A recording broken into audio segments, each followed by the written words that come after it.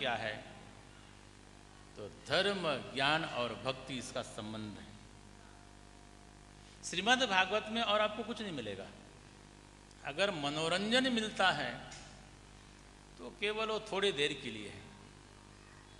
आपको केवल कुछ बात अच्छी लगती है तो थोड़ी देर के बाद में समाप्त हो जाएगी, परंतु आप इसका संबंध जोड़ते हैं, इसका संबंध धर्म, ज्ञान और भक्ति से जोड़ते हैं, तो वास्तविक इसका हम लोग कह सकते हैं कि इसका जो प्रयोजन है, इसका संबंध है, इसके अधिकारी है, हम मान सकते हैं कि हम इसलिए श्रीमद् भागवत कथा श्रवण करने के लिए यहाँ बैठे हैं। इसलिए द्वितीय श्लोक में यहाँ पर कहा है, धर्मः प्रोजितकेतोऽत्र परमो निर्मत्सराणां सतां वेद्यं वास्तवमत्रवस्तु शिवदं तापत्रयोन्मूलनम्। श्रीमद्भागवते महामुनिकृते किं वा परेरीश्वरः सत्यो हृद्यवरुध्यते प्रकृतिभिः शुश्रूषिभिः तत्क्षणात्। इसका प्रमुख जो प्रयोजन है, कहते हैं कि धर्म प्रोजित केतोऽत्र परम। ये जो केतव रहित धर्म, श्रीमद् भागवत का जो धर्म है, यहाँ पर जो आप लोग सुनेंगे, इसमें कहीं कपट नहीं है। बहुत से कपट के लिए धर्म किए जाते हैं, परंतु श्रीमद् भागवत में जो धर्म का प्रतिपादन हुआ है वो कपट रहित है। इसमें कोई छलावा नहीं है, इसमें किसी प्रकार का छल नहीं है। ये केवल कपट रहित ऐसा धर्म है, और वो परम धर्म इसको कहते हैं।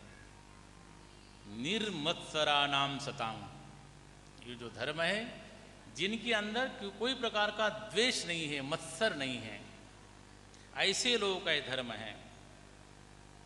और जब आप भगवान का नाम सुनते हैं, भागवत सुनते हैं, उस समय वेद्यम वास्तवमत्र वस्तु शिवदम, इस धर्म को जब श्रवण करते हैं, इस शास्त्र को जब श्रवण करते हैं, उस समय वो सत्य, वो जो परमात्मा है, वो आपके हृदय में वो विराजमान हो करके वो साक्षात दर्शन देने लगता है।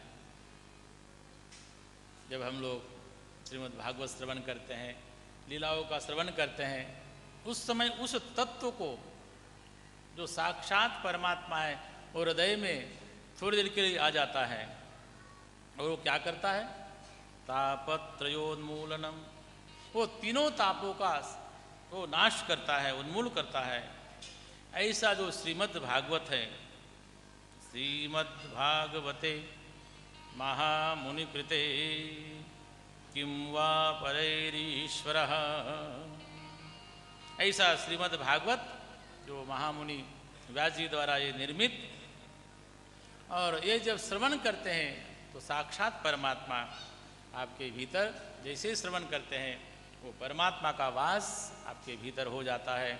इस प्रकार का ये महान ग्रंथ हम लोग आज यहाँ पर श्रवण करने बैठे हैं। अब यहाँ पर भागवत का अपनी ओर से आपको आमंत्रण देते हैं। निगम कल्पतरो गलितं फलं सुखमुखादमृतद्रवसंयुतं पिबत भागवतं रसमालयं मुहुरहो रसिका भुवि भावुका। वो सत्य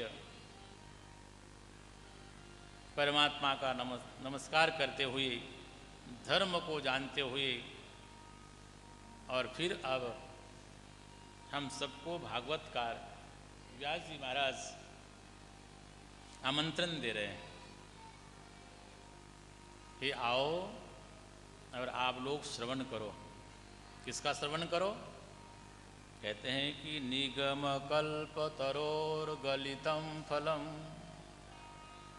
आप लोग आ करके ये निगम रूपी वेद रूपी जो वृक्ष हैं उस पे लगा हुआ ये सुंदर फल, निगम कल्प तरोर गलितम फलम सुख मुखादमृत द्रय संयुतम। ये जो निगम रूपी वृक्ष पर लगा हुआ जो फल है, और उसमें सुखदेव जी महाराज का मुख लगा हुआ है, सुख का मुख लगा हुआ है। पिबत भागवतम रसमालयम, वो जो फल लगा हुआ है उस फल में केवल रस रस है, उसके अंदर कोई गुठली नहीं है, कोई छिलका नहीं है, केवल रस है, और उसको बारंबार पीना चाहिए। पिबत भागवतम रसमालयम, उस भागवत शास्त्र को बारंबार पीना चाहिए, बारंबार पीते रहना चाहिए। मुहुरहो रसिका भुवि भावुका, कहते हैं कि इसके दो प्रकार के लोग होते हैं, श्रोता होते हैं। एक होते हैं रसिक, बारंबार श्रवण करते हैं, रस से श्रवण करते हैं। भाविक भी होते हैं और साथ साथ में रसिक भी होते हैं। श्रीमद् भागवत श्रवण करते करते कभी कभी भावुकता आ जाती है और श्रीमद् भागवत समझ में नहीं आ रही है, इसलिए उठ के चल देते हैं कुछ लोग। लेकिन नहीं, जो श्रोता होते हैं वो बैठ करके श्रद्धापूर्वक उसका श्रवण करते हैं। इसलिए श्रीमद् भागवत श्रवण करने के लिए आप सब लोगों को आमंत्रण दिया है भागवतकार ने। अभी इस शास्त्र में क्या आने वाला है, इस तीनों मंत्रों से, तीनों ही यहाँ पर श्लोकों से यथार्थ रूप से, सार रूप से यहाँ पर सब कुछ कहा गया है। परंतु ये जो जन्माद्यशीयता, जो आदि है, उसका जन्म होने वाला है। आदि कौन है? जो परमात्मा है, जो जगत से पहले भी था, जगत में भी है और जगत के बाद में रहने वाला है। ऐसा जो पूर्ण परब्रह्म है, जो जन्म रहित है, जो परमात्मा है वो क्या है? जन्म रहित है, परंतु उसका जन्म होने वाला है। वो कौन है?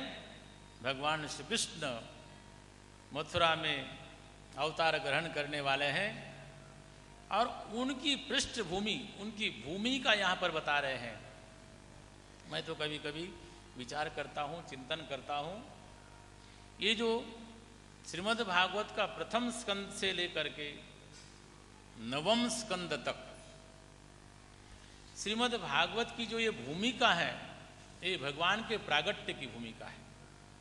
भगवान जो प्रकट होने वाले हैं, जो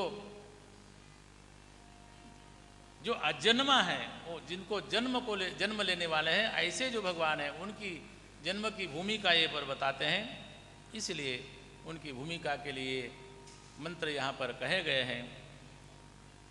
तो जो आने वाले हैं, इस भगवान की जो भूमिका है, इससे आगे प्रवेश करने से पहले, क्योंकि जो कठिन बातें जब हम लोग सुनते हैं तो जो ये वृत्ति है वो एकाग्र हो जाती है, और जब एकाग्र वृत्ति होती है फिर वो कभी कभी निद्रा को भी लाती है।